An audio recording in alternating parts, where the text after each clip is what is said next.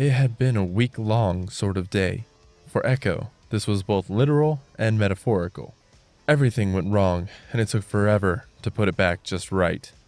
First, Arjuna had nearly gotten himself killed trying to climb Old Hungry. The younger boy wanted so desperately to be like Ekko that he vaulted up the side of the clockwork tower at the heart of the sump before any of their friends could stop him. It was the first tricky jump that nearly did the kid in. Good thing Ekko had triggered his Z-drive.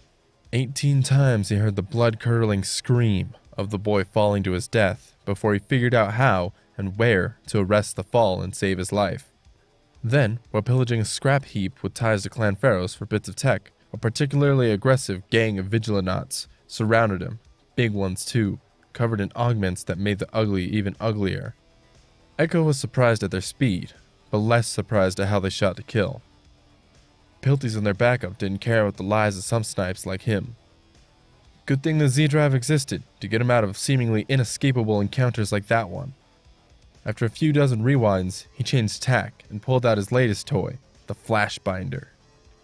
It was meant to explode in a dazzling flash and pull anything not bolted down in towards its center. But the Flash Binder didn't work. Well, at least not as intended. It exploded, and that's when things got interesting. Unlike most of Ekko's inventions that exploded, the blue-hot magical detonation froze in mid-blast. Columns of billowing blue energy fanned out from the epicenter. Bits of the disc shrapnel twisted at a snail's pace along what, at a normal explosion velocity, would be a deadly trajectory. Even the spherical blinding flash itself was frozen in space. And then, it got even more interesting. The explosion imploded, reforming itself into the palm-sized flash binder, and rewound back toward Ekko, landing square in his palm, as cold as the wind. Cool, Ekko thought. He rewound the moment so he could throw it at the Vigilonauts a few more times. For science, of course. When Ekko finally got home, his body was tired, but his mind was alert. The apartment was functional, the furniture sparse and with little flourish. Ekko's room was a little curtained-off nook filled with discarded books, bits of scavenged technology, and hiding spots for the Z-Drive and Flash Binder.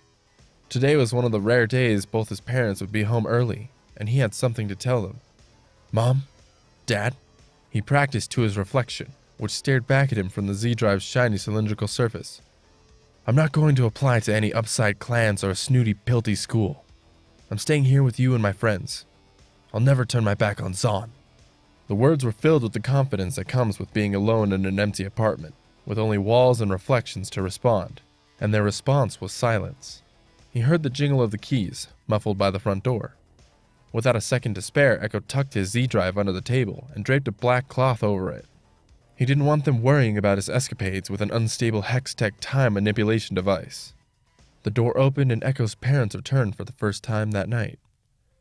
They'd shuffle home, supply a meager meal purchased with the day's wages, save the rest of the money for taxes and bribes, then fall asleep in their chairs, chins resting on chests, until Ekko removed their work boots and helped them into their beds. The bags under their eyes carried enough weight to pull their heads down. Tucked under his mother's arm was a small paper-wrapped bundle, bound at the ends with twine. Hello, my little genius. His mother expended energy she couldn't afford in an attempt to make the words come alive. Yet her expression in that moment of lightness, when she saw her son sitting at the table, waiting, was something no one could fake. Hey, Mom. Hey, Dad. The three of them hadn't sat at the table as a family in such a long time. He quietly chided himself for not saying something substantial. His father beamed with pride, then he mock-scowled as he brushed his fingers through his son's mohawk. Ekko struggled to remember a time when his father didn't look so old, before the prematurely thinning hair and the deep wrinkles in his brow. I thought I told you to cut that hair, his father said. It'll make you stand out in the Piltover academies too much. The factory wood's the only place you can look like that, and they'll take anyone, and you are not anyone. How are your applications coming? This was the moment. Ekko felt the words he'd practiced swimming up to be spoken. The hope in his father's eyes gave him pause.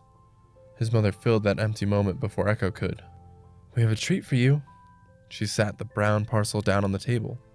They pulled their chairs close to watch as Ekko reached over and untied the knotted twine, straightened both strings, and laid them next to him. He unraveled the butcher paper without a single rip. In the center lay a small loaf of fragrant sweetbread, its crust glazed with honey and candied nuts. The cake was from Aline. She made the finest pastries in all of Zon, and charged a pretty penny for them too. Ekko and his friends often pilfered her desserts from the rich folk who paid the hefty price without even a tiny hesitation. Ekko's head shot up to see his parents' reaction. Their eyes were beaming. "This is too much," he said. "We need meat and real supper, not sweets." "We would never forget your name day," his father said with a chuckle. "Looks like you did, though." Ekko had completely lost track of what day it really was.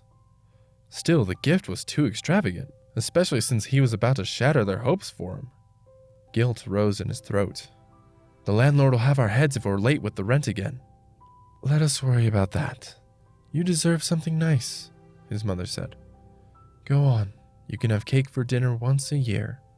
What are you going to eat?" "I'm not hungry." "I ate at work," his father lied.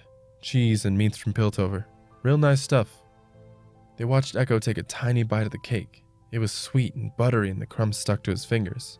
It was so rich the taste stuck to his tongue. Ekko went to divide the cake into 3 pieces, but his mother shook her head. Her soft voice hummed the name day song's playful melody, and he knew they wouldn't partake. It was his parents' gift to him.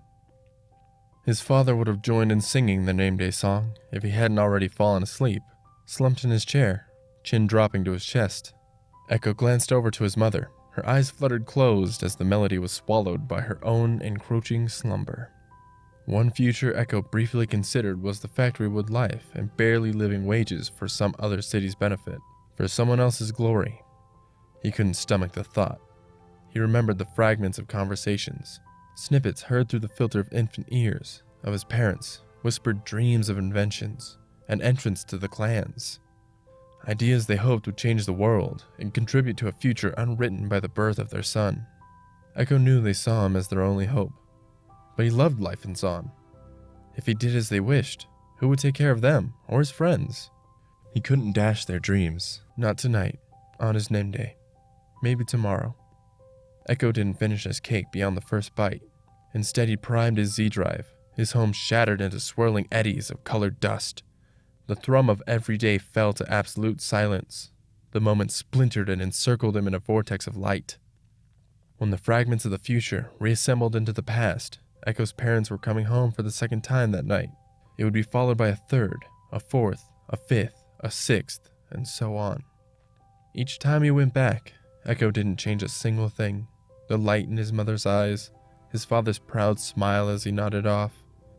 But Ekko fought the edges of sleep to hold on to those stolen moments forever, until finally, he let his mother's soft voice and the warmth of their little apartment lull him to sleep. It had been a week-long sort of day.